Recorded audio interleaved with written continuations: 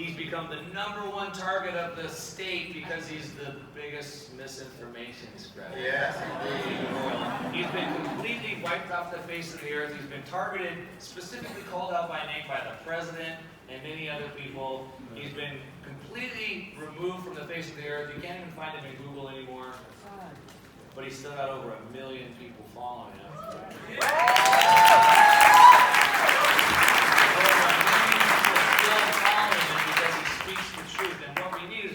That can live in the truth, and that will attract more people. And that's Dr. Joe. He's not afraid. He got, just in the last week, he told me last night, all of his 25 years of his work was deleted off of Google.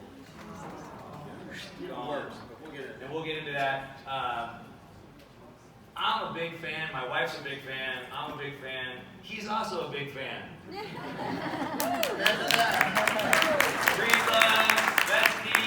He's a fanboy. We're fanboys because we're all living in the truth. It's all important. For that, I'm just going to let you go. Thanks so much. All right, thanks, Mark. Beyond great to be here to connect with people like Mark and George and Gerald Salente and Max and Stacy and it's just great because I've been watching their podcast for the last 2 years and now I can meet them in person, so it's just beyond great to be here.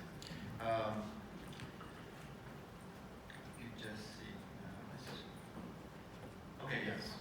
I want to talk about a lot of things today.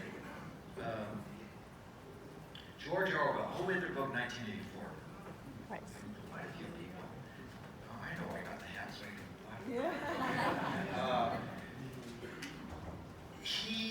There's a term called Orwellian doublespeak, which is a confluence of two terms. In the book 1984, there's newspeak and doublespeak. But you combine them, you get doublespeak. And what does that mean? That means that's what they're doing now. This is the propaganda.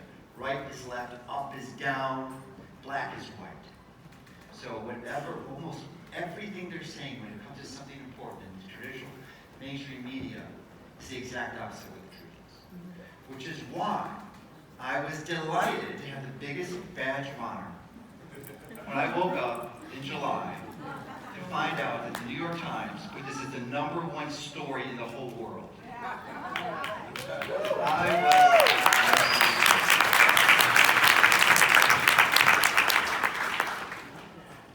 Yes, indeed.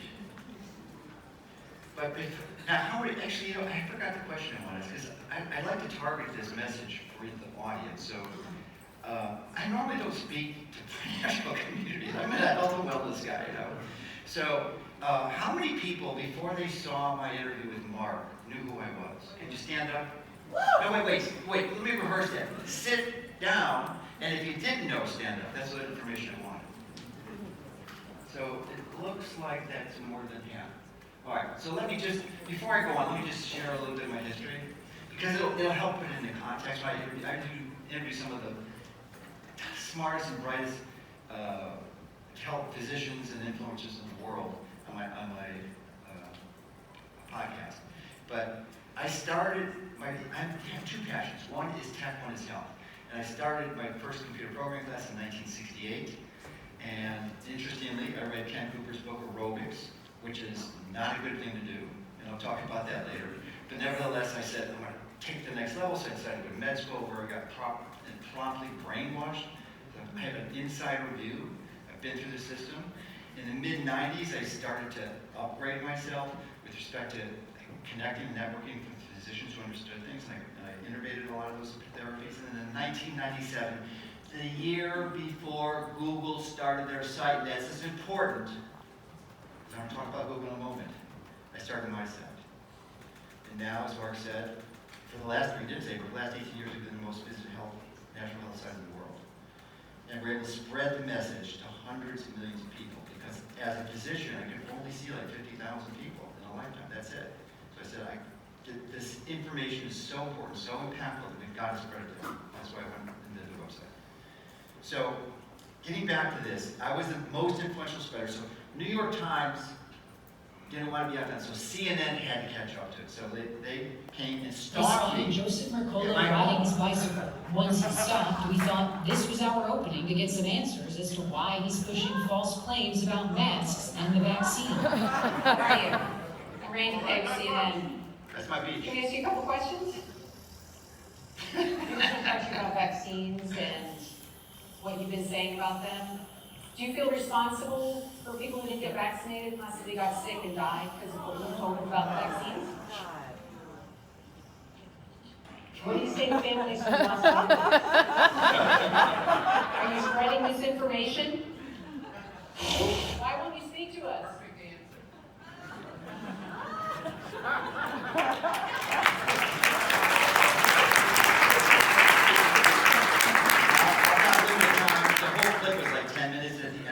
She said, and he's got a book.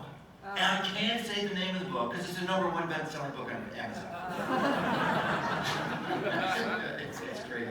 So the book was indeed it was #1 in the U.S. for the top book sold in the country, The Truth About COVID-19. And the foreword was by Bobby Kennedy, and the reason why that's important, because today, if you've been on my website, I don't know why you would be because you're here, but I interviewed Bobby for his new book, The Real Anthony Fauci, which is an incredible eye-opener. I was one of about half a dozen people who got to review a copy of the draft.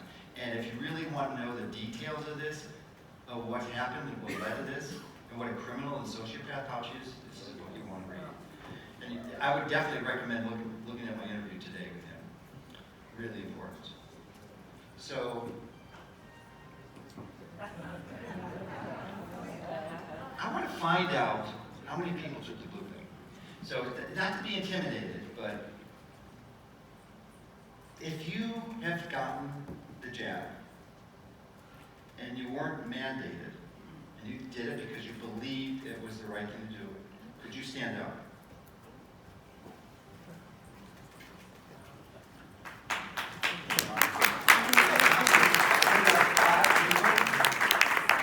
I cannot believe it. I am shocked. I am almost fallen over. I did not know that was the case. So you guys are the red people. Congratulations!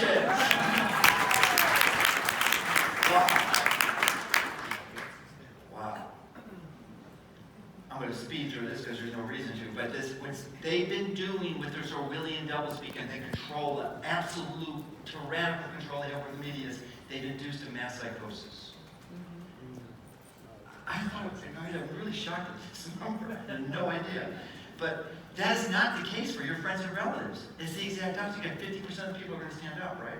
50%. They bought it. My good friend Carlin, her parents have both bought it. Got it. And it essentially, the critical thinking skills are evaporating. I'm not going to spend a lot of time on this because there's a lot more important things we need to discuss. And I want to tell you how they did this. Webster, the guy who got the dictionary, said that the way these evildoers would change the Constitution was not by amending it, but by changing the definitions, and that's precisely what they did. Change the definitions, and it's a different story. Now, the other book that Orwell wrote was Animal Farm. How many people have read that? A lot of people, good. So if you've read that, it's a short book. If you haven't read it, it's a quick read. We probably read it in 90 minutes. And if you recall from reading it, I believe it was the pigs who painted on the side of the barn the rules after they took over the farm. Remember what happened.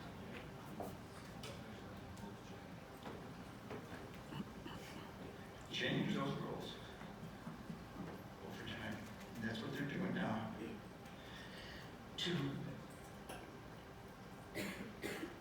send a message and brainwash people. And that's the strategy they're using. So I was going to spend half of the talk was going to be on what they're doing, but I just can't.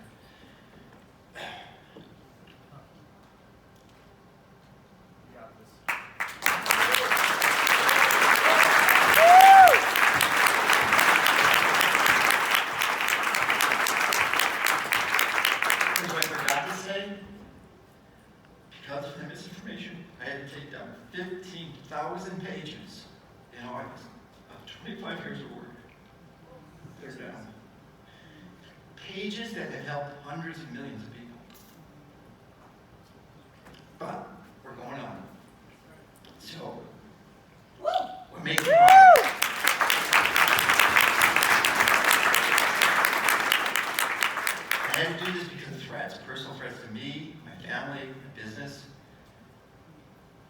this is serious, folks. It really is serious. So, but we're making progress. Because this last week, a few days ago, did everyone see this, what YouTube did? No. They stopped displaying the dislikes. They stopped displaying the dislikes on the YouTube channel. They said it was because the small content creators were being hurt. That's what they said. No, it wasn't. You know what the truth is, right? For the Biden administration, every video they post had 10 to 20 times as many dislikes as likes. 10 to 20 times. That's good news, folks. I gotta tell you, that very fact is strong evidence there's a massive collusion between Google and the government. Oh, yeah.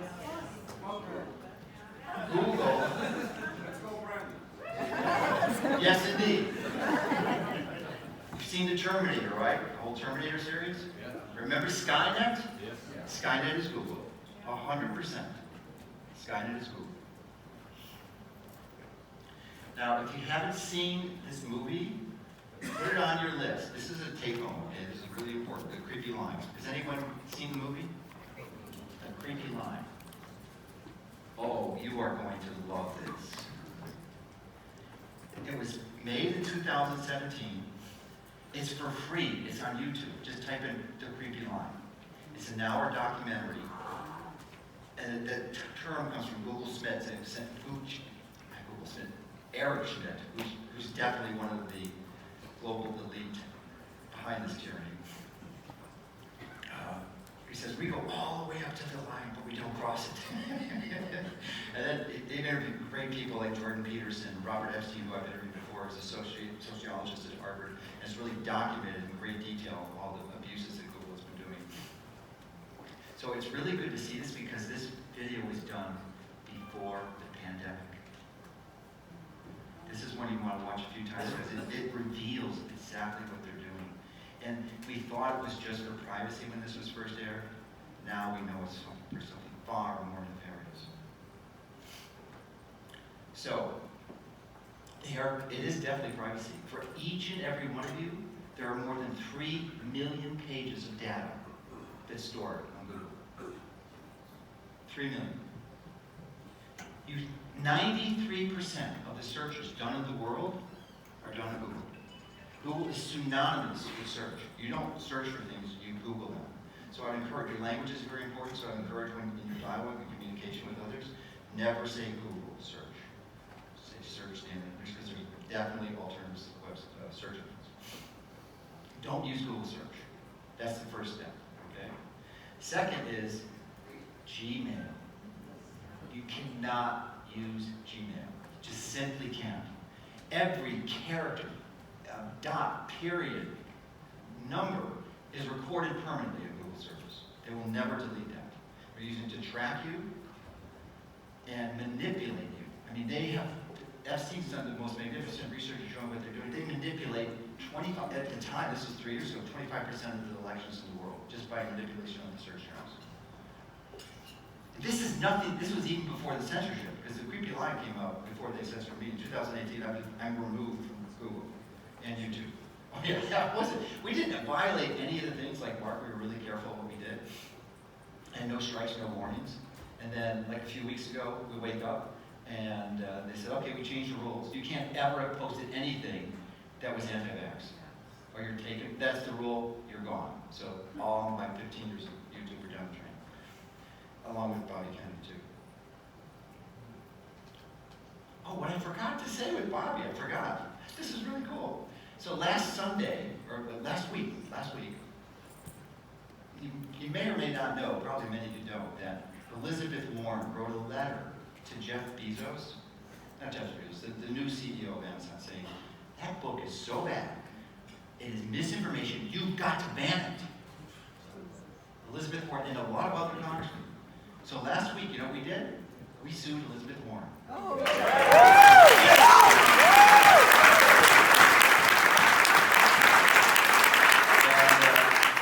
publisher and Bobby Kennedy joined the suit.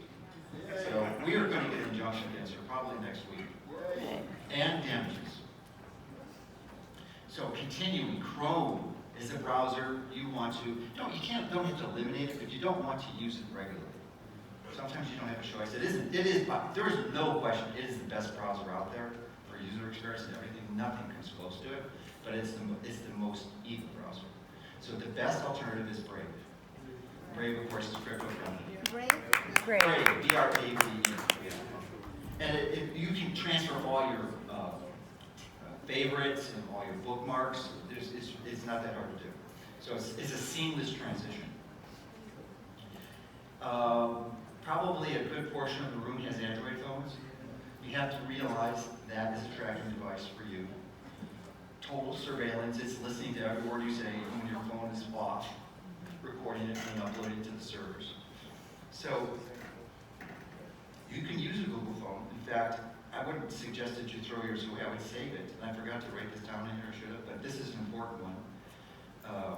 It was told to me by a very good friend, and I've implemented it. I would say keep your Google phone if you have it, or even if it's an iPhone, because iPhone is abandoning their commitment to privacy, and get another phone. You can get it from Rob Braxton, B-R-A-X-T-O-N. He's on YouTube. That's not his name, but that's his channel, because he's a privacy guy. And you can buy a de-Google phone. So there's a number of different types, like a Pixel or Pixel. I mean, they have a Pixel 5 now.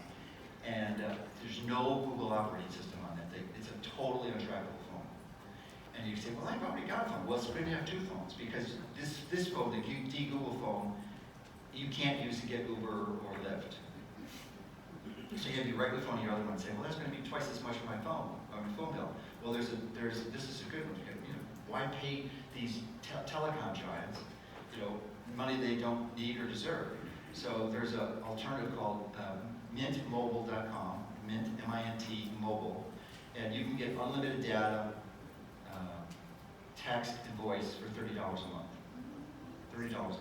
So you get two phones, probably half the price that you're paying for your current bill. So another thing they have is Nest. They bought, the thermostats, smart thermostats. Almost all their smart thermostats have this, but Google owns Nest. And then Fitbit. They want every bit of data so they can totally get their tyrannical controls over everyone they can.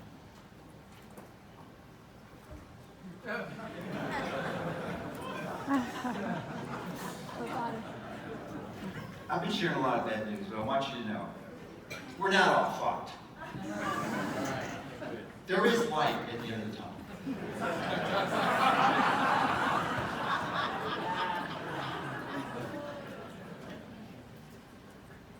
Part of that light is Bitcoin. Yeah.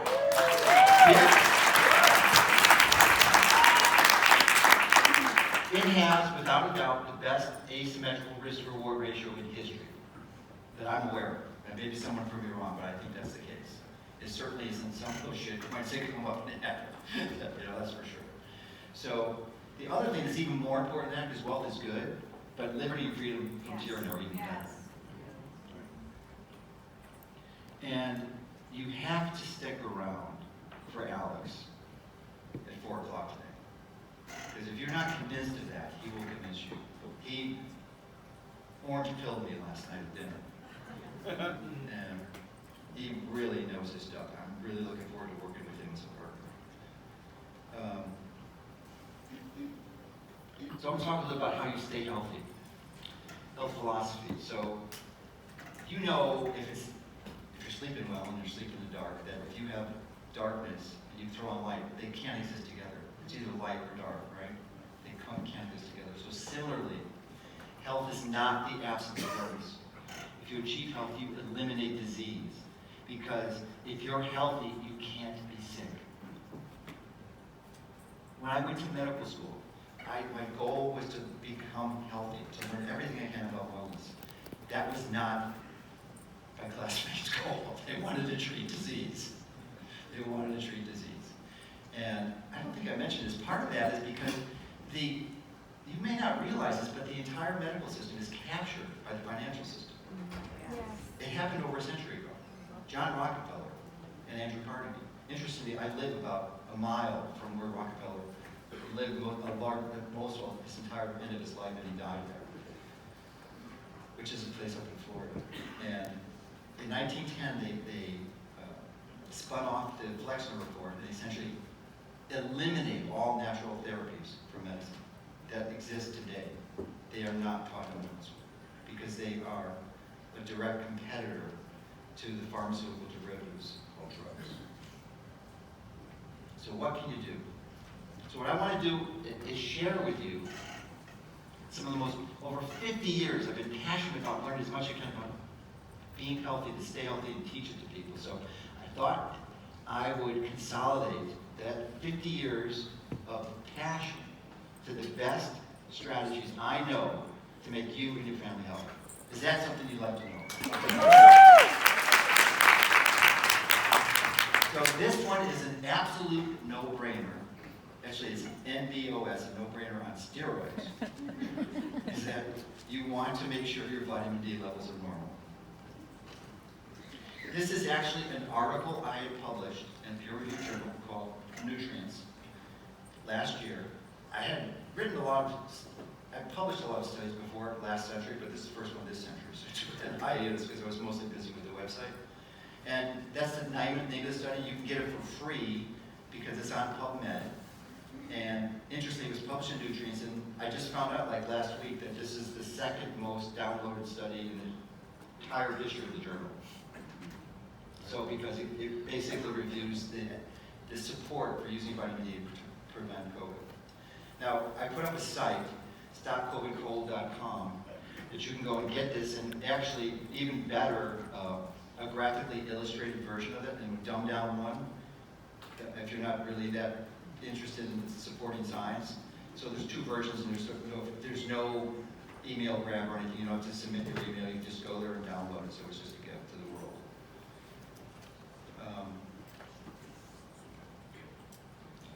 This is just a powerful illustration from that study, the references I published, that showed, it was a study done in Indonesia in 2020, that showed it was pretty powerful actually. And I think, oh good, man, it's so good you have a pointer that works. So the graphs, or the bars on your left, show the vitamin D levels of those who had, it was like over 200 patients with COVID, and they measured their vitamin D levels, and the ones who were critical or severe, only 4% of them had normal vitamin D levels. Oh no, yeah, 4%. And those who had almost no symptoms, 96% of them had normal vitamin D levels. Wow. So that's a correlation study, and of course anyone who's studied science knows correlation does not mean causation, but it's pretty powerful evidence. And there's many other studies, that's just one example. So vitamin D is not for treating COVID, that's just one of the side benefits. The other primary benefits are multiple, because it is called a vitamin, it's actually a steroid hormone. It's fat soluble, it penetrates your cell membranes, it goes to your DNA, and it epigenetically regulates your genetic code. So it optimizes between 2,000 and 3,000 genes. 2,000 and 3,000 genes. And a wide, diverse range of health benefits, including some of the most important, lowering your risk of cancer by 50%. If you're a woman, I think that's something to be interested in.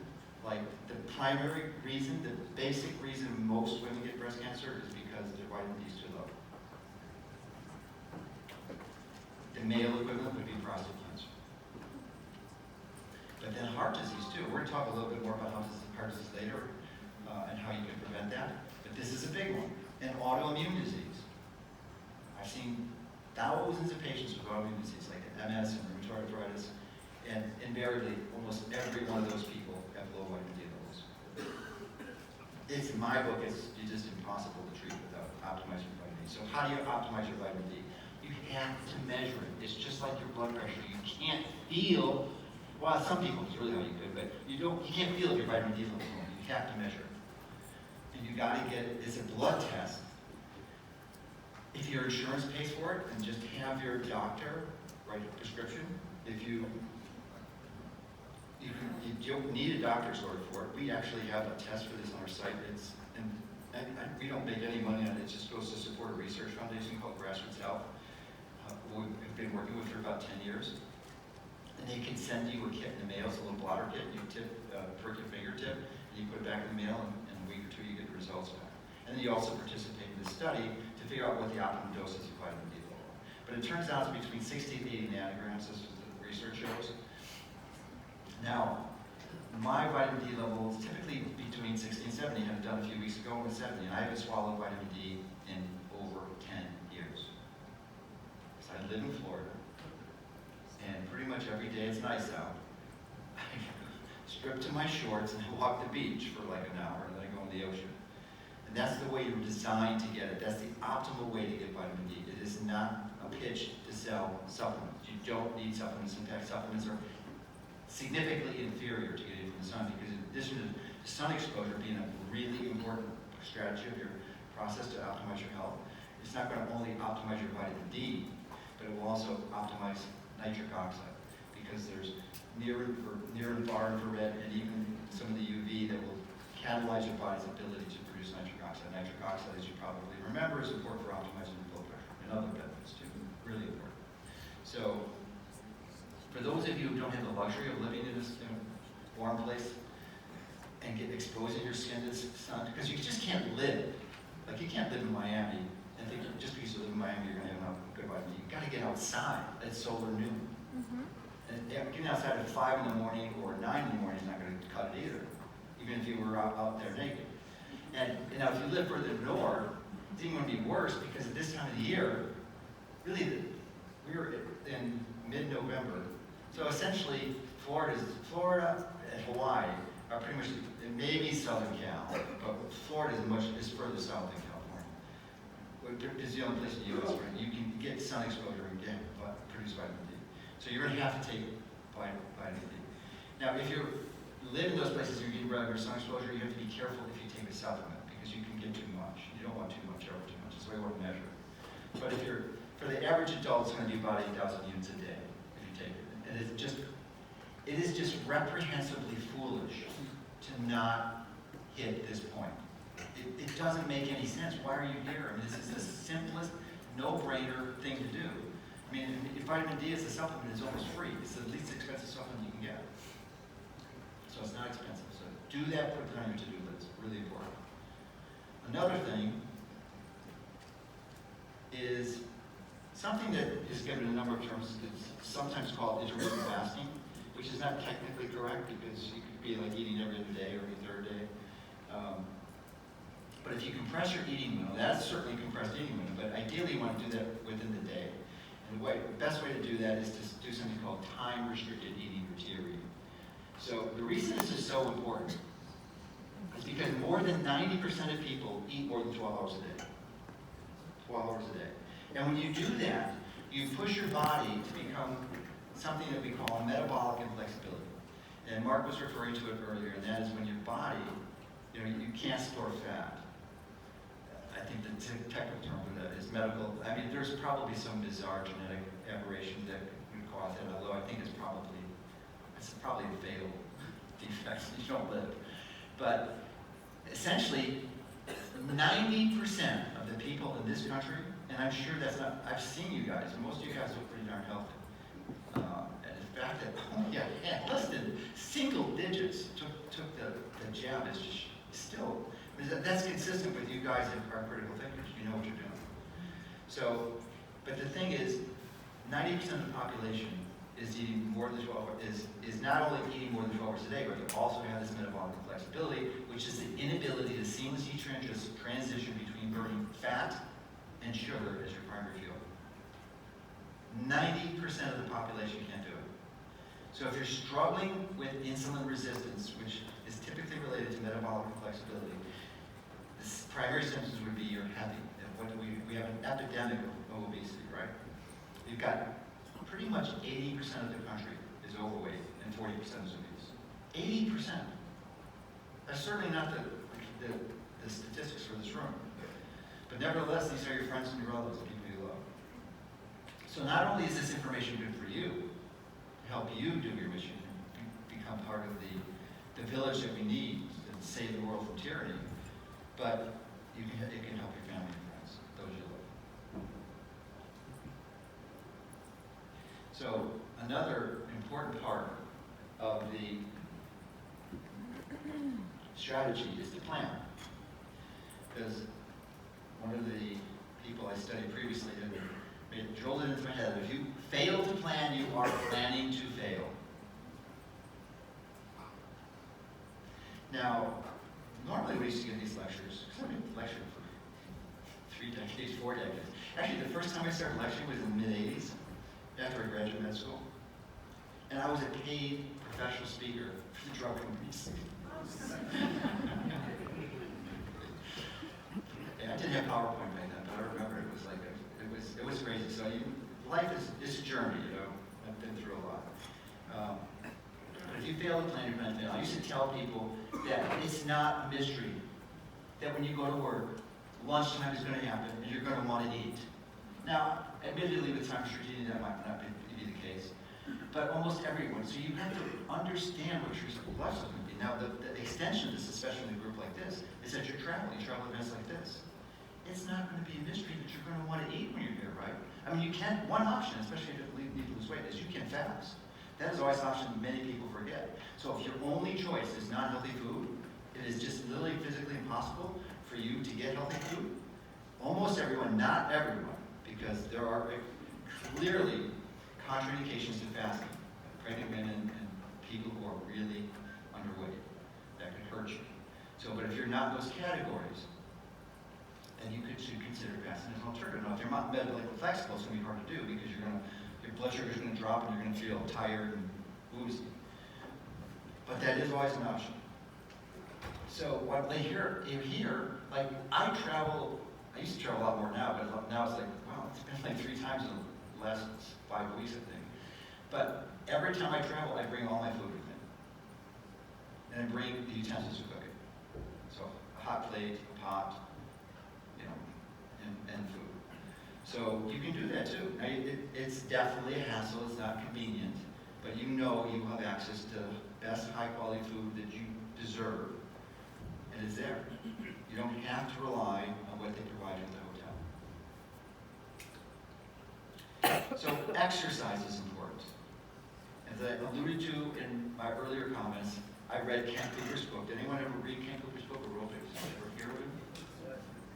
Late 60s, he was a colonel, I think, in the Air Force, and developed the fitness program for athletes. He developed this really elegant charting system to give you points for exercise, so you can sort of quantify it. So I believed it when I'm full board. This is me in med school, and I'm pointing out my biceps because they are huge. It's an 11-inch bicep. Yes, I know. So I'm fortunate for 43 years. I engaged foolishly in cardiovascular exercise, and I'm pleading with you, imploring you, do not make the mistake I did. I mean, I got to be pretty decent at this. I ran like a 250 marathon. It was good locally, certainly not at the national level, but it's not going to optimize your health like you think it's going to. There's so many better things you can do. So I'm a big fan of resistance training. And we should all have goals in life, right? So this year I don't know if I did this, I think I did it before my birthday. This year I turned 67. And I said, I wanted to deadlift 400 pounds. So I did. Come on.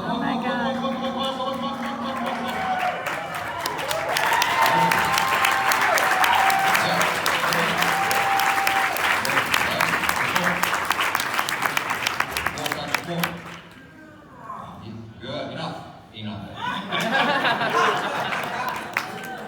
So goals are good, and I feel really good about that one.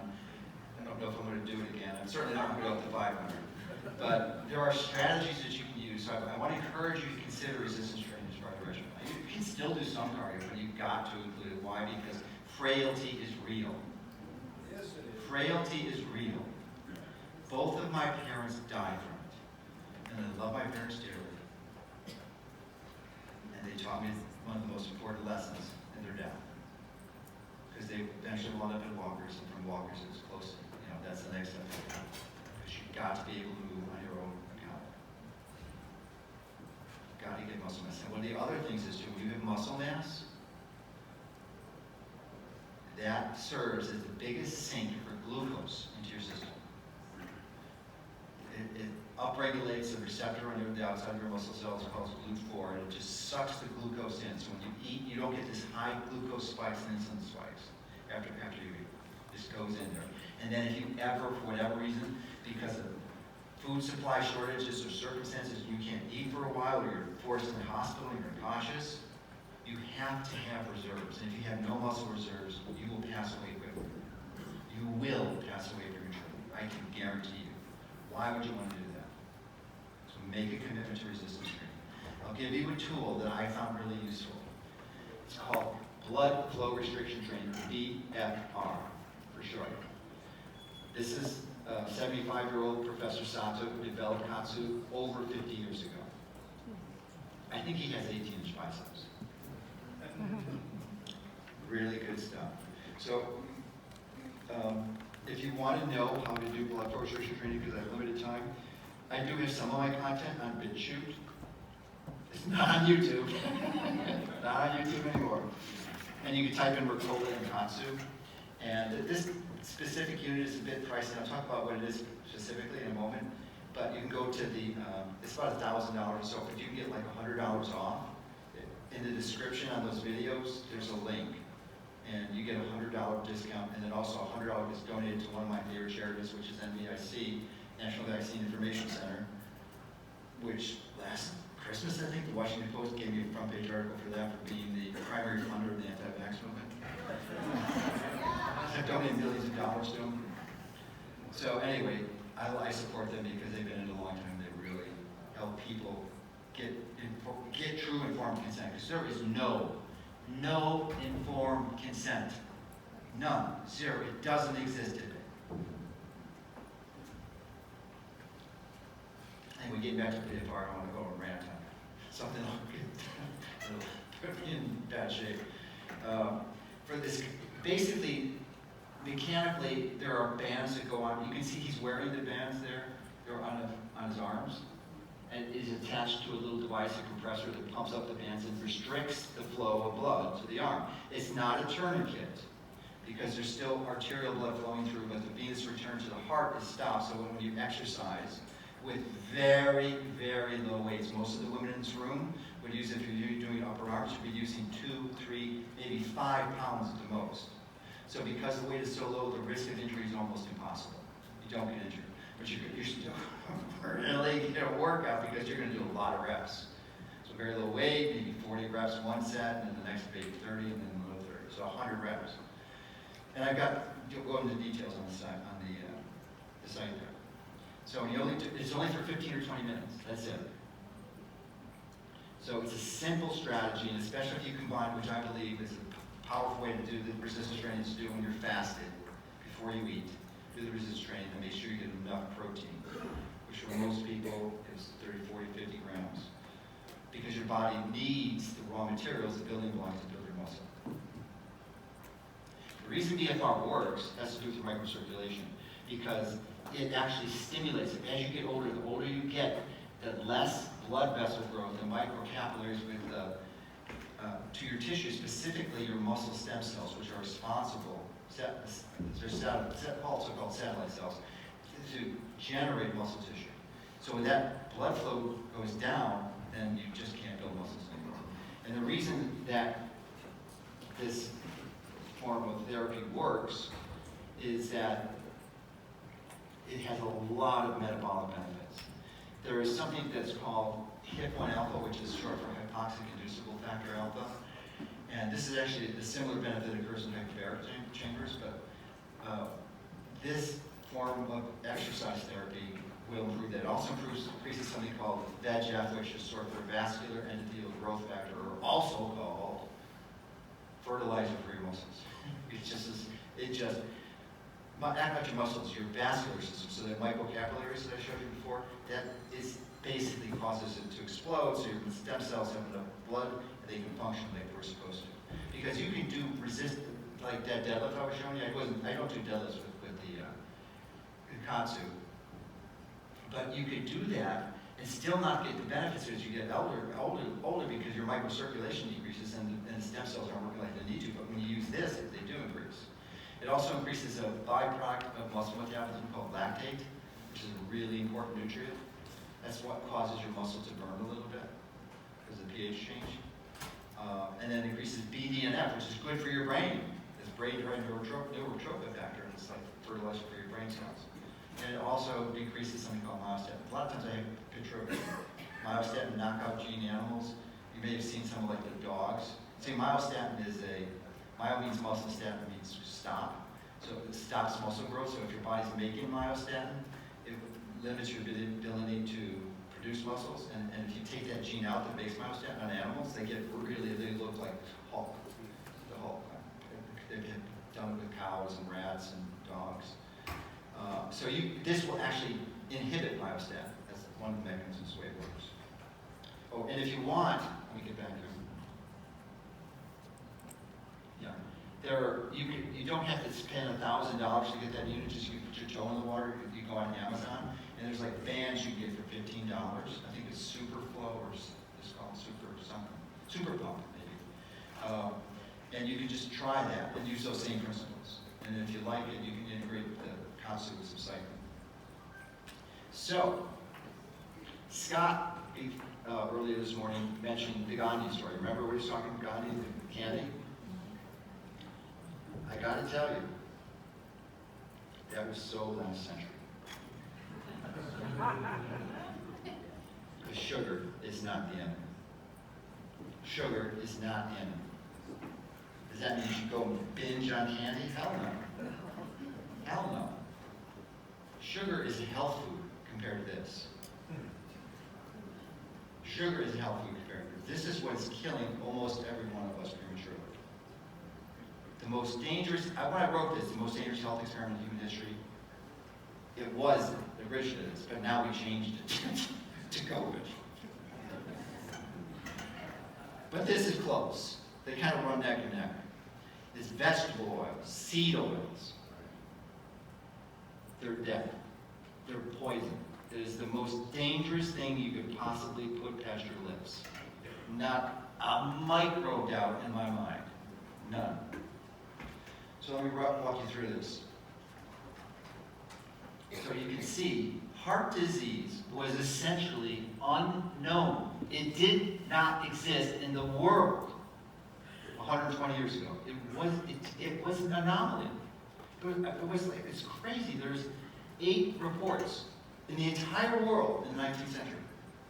8, less than 10. Today, it's 1 in 3. Type 2 diabetes is an epidemic. It really, and then you have pre-diabetes, which is metabolic flexibility, which is 90% of the population.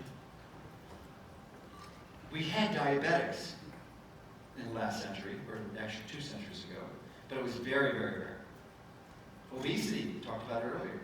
18th century, 1%. Now we're up at 42%. Oh, this is obesity. This is not overweight. This is morbid obesity. Cancer was a very, very rare disease. And it did exist, just like diabetes, but 1 in 200 deaths were from cancer in the 18th century or 19th century. Now it's 1 in 3. So the elephant in the room is LA. LA is short for linoleic acid. It's the most common omega-6 fat. It's also a subset of a type of fats called PUFAs, or polyunsaturated fatty acids.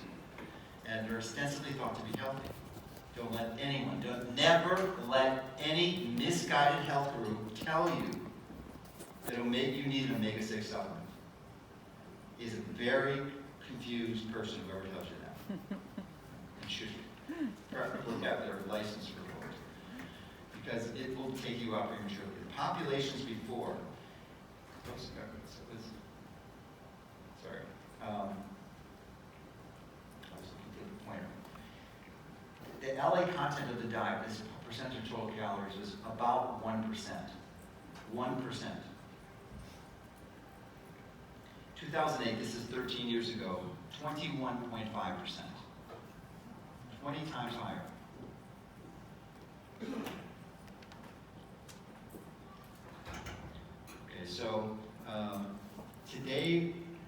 used to get like they single digit in grams of linoleic acid.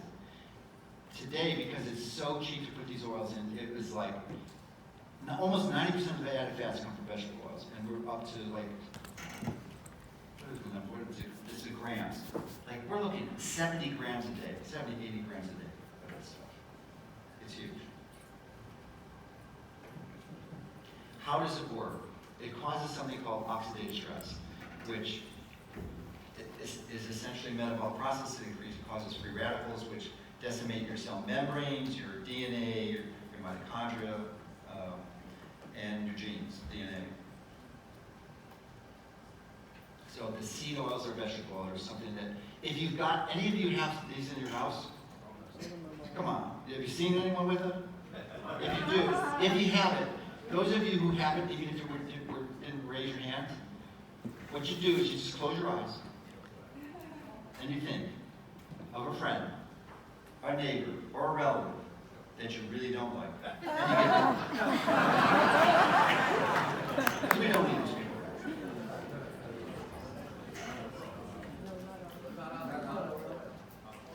What about avocado oil? Good question. What about olive oil? Did you know that 80% of avocado and olive oil are adulterated with the seed oils? 80%. And then you still have to know, there are some species of olives and avocados that are very high. I mean, I've actually stopped eating olive oil. I don't particularly care for the taste, but I stopped eating avocados.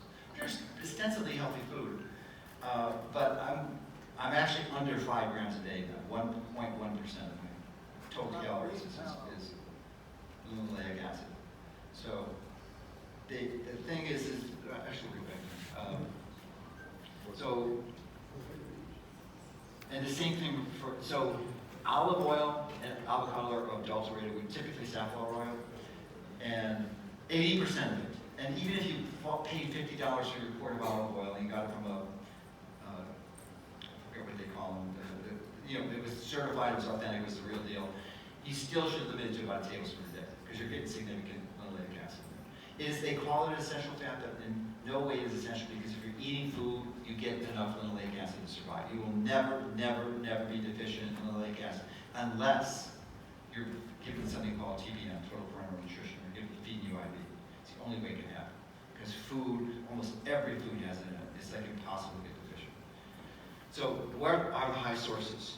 Chicken is the #1 source in the United States diet. Why? Because they feed in grains, and LA is in the grains. So you got to eliminate that. Pork's the same. As I said, olive and avocado oils are usually adulterated. And if you're not, then still limit to a tablespoon. If you want to go to 2, fine, but it is not, as like Stephen Gundry says, this health food that you should be having tablespoons and tablespoons a day. Virtually any processed food you eat will have it. Any processed food. Any processed food. Virtually all seeds and nuts. The only exception is macadamia nuts. And you can figure out specifics if you go to Chronometer. Now, I had dinner. I know most of you weren't at dinner last night, but it was, I'll use this as an example. Restaurants are notorious. Restaurants are notorious. And the dinner they served us last night, for those of you who were there, was crab cakes, which tastes pretty good, right? Healthy fat, crabs, seafood, right? Well, that seafood, that crab cake was fried. That's a clue. You never want to fry food. It's the worst type of fat you can have. It was fried in seed oils. That crab cake is probably as bad as a donut. Probably maybe even worse.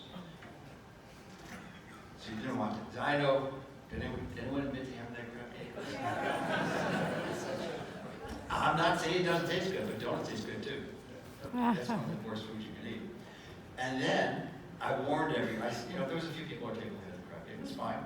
You can take whatever. I just want to let people know so that I'm not responsible for not informing them. Informed consent. But when it came to the salad, everyone listened. I said, that is pure poison. Do not put that on any sauce, any dressing in almost any restaurant. Now, yes, there are some exceptions. It's not universally true, but almost always true. Don't ever have it. The only acceptable fat that you can use is butter. This also is true for most pastries. Almost all pastries you should avoid, unless you know the person who cooked it, they used Butter. Butter is fine. It has some linoleic acid, but it's a small amount. It's fine. Ghee is even better. Ghee is definitely even better. It's a little pricier, and it's better for those who are sensitive to milk because they remove all the casein, milk proteins from it. So yeah, it's good. I have about a quarter pound of butter a day. In fact, 1/3 of